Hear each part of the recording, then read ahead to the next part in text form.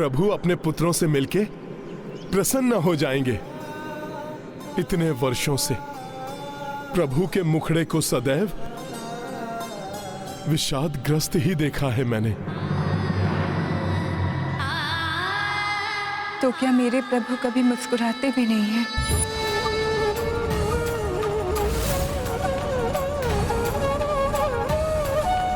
माता, क्या मेरे रघुनंदन के श्रीमुख पर हास परिहास के कोई चिन्ह नहीं दिखाई देते? कैसे हैं मेरे रघुराई? बताओ ना हनुमान, कभी वो अपनी सीते को स्मरण करते हैं? माता, प्रभु देह हैं तो आप उनके प्राण हैं।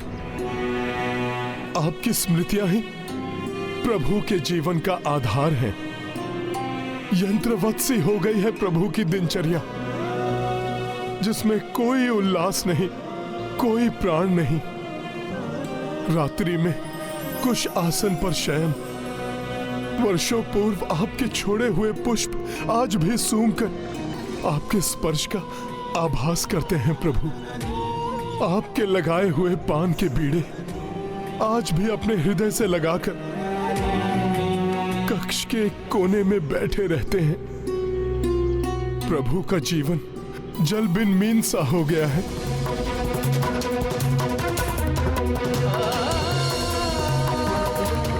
ऐसा विछोह का दुख तो आपके लंका प्रवास के समय भी नहीं हुआ था माता। माता, और कब तक ये विछोह रहेगा? माता, अब तो लव कुश भी बड़े हो गए हैं। जय राम लखन संजान की, जय बोलो हनुमान की। तुम सत्य कह रहे हो हनुमान, मेरे पुत्र बड़े हो गए हैं। अब तो समय आ गया है श्री राम की कथा को जन कल्याण के लिए संसार के कोने कोने में पहुंचाने हो। तो ये दोनों आश्रम से बाहर निकले। माता, तो आप इसका शुभारंभ अयोध्या से ही कराइए। अयोध्या की गलियों में जब ये रामायण गान करेंगे तो माता, सबको आपकी अग्नि परीक्षा के बारे में ज्ञात होगा। प्रभु के आदर्शों और मर्यादाओं के बारे में जानेगी प्रजा। आप दोनों के महान त्याग को समझ पाएंगे सब। माता, फिर कोई अन्य आपके चरित्र पर उंगली नहीं उठा सकेगा। किंतु हनुमान, यदि मेरे स्वामी को ज्ञात हुआ कि... माता, इसीलिए तो मैं कह रहा हूं कि प्रभु भी वर्तमान के सत्य से अवगत हों। सोचिए, यदि राजसभा में इन्हें गायन का अवसर मिल गया तो प्रभु अपने पुत्रों को अवश्य ही पहचान लेंगे और मेरे प्रभु को उनका बिछड़ा हुआ परिवार वापस मिल जाएगा। उचित है हनुमान, किंतु इसके लिए तुम्हें मेरी 2 बातें माननी होगी। माता, आदेश दीजिए। तुम स्वयं इन दोनों की पहचान कभी उजागर नहीं करोगे और निकलने से पूर्व तुम मेरे 2 पुत्र को अष्ट सिद्धि और नवनिधियों के दान दोगे, जिससे कि ये सारे कार्य कुशलता से कर सके और कठिन से कठिन परिस्थिति में भी सफलता पा सके।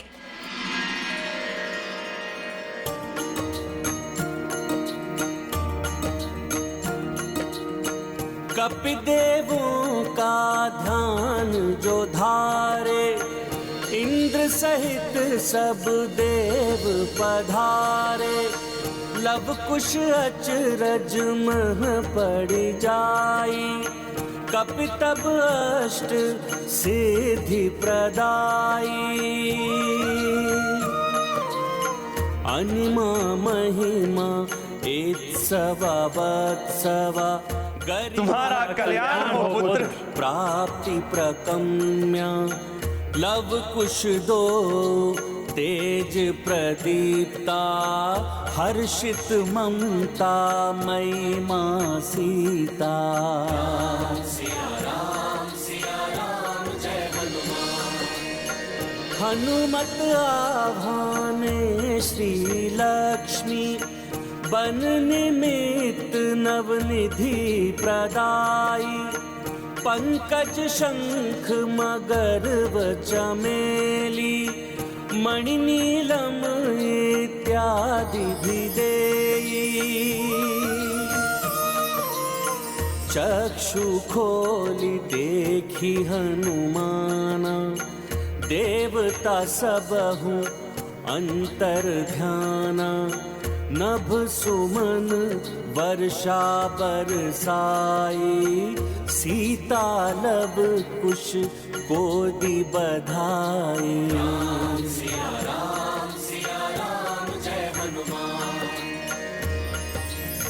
इस असीम कृपा के लिए आपको सत सत नमन कपीश्रेष्ठ। आपको कुछ पूछना है तो पूछ लो। आपने इतनी दुर्लभ सिद्धियाँ सहज ही हमें कैसे प्रदान कर दी? कौन है आप? क्या आपका हमारे साथ कोई संबंध जुड़ा है?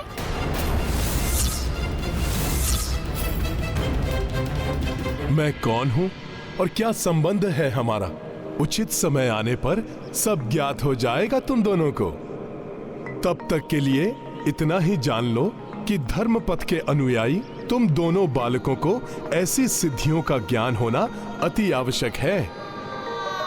और जितना मैं अपने प्रभु से प्रेम करता हूं, उतना ही धर्मपथ के अनुयायियों से प्रेम करता हूं। माता, बालकों को संपूर्ण रामायण कंठस्थ हो गई है, अतः अब राम कथा का प्रचार प्रसार आरंभ करने की आप आज्ञा दीजिए इन दोनों को।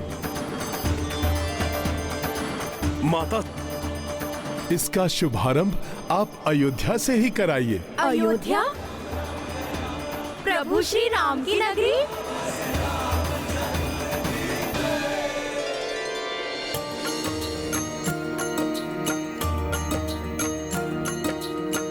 नगर नगर भारत में जाते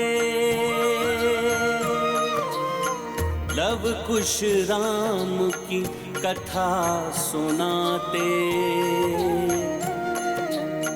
वीणा नन्हे हाथ में धारे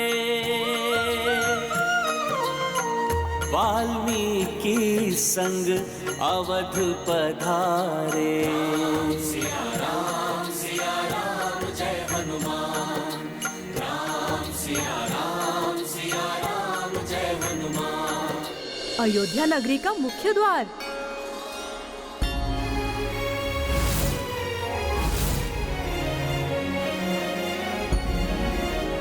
नमन है अयोध्या की पावन धरती को।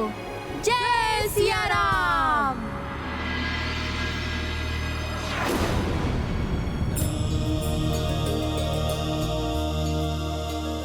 प्रभु, प्रभु क्या हुआ? अकस्मात ही आप व्याकुल क्यों हो उठे? हनुमान, कदाचित किसी ने मेरा नाम पुकारा है। नन्हे बालकों सा स्वर था।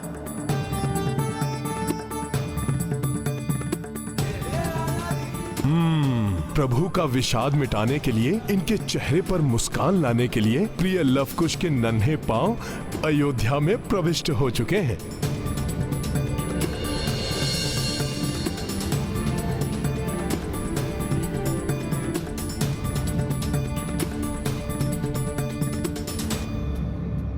तुम स्वयं इन दोनों की पहचान कभी उजागर नहीं करोगे।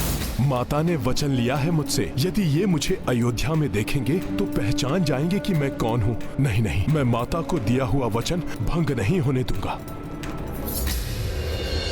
इस संकट में संकट मोचन हनुमत राम से आ मिले। सीता को खोजे आशा की मुरझाए सुमन खिले। लंका पहुँचे अवध बिहारी दुष्ट दशानन को संहारी। अग्नि परीक्षा तब दे माई पथ नरेश बने रघुराई। सियावर रामचंद्र की जय। लक्ष्मण, इन मुनि कुमारों के मधुर गायन ने हृदय को एक अप्रतिम सा सुख प्रदान किया है। इन्हें बुलाओ और विनती करो कि ये मेरे लिए पुनः ये गायन प्रस्तुत करें। अवश्य भैया।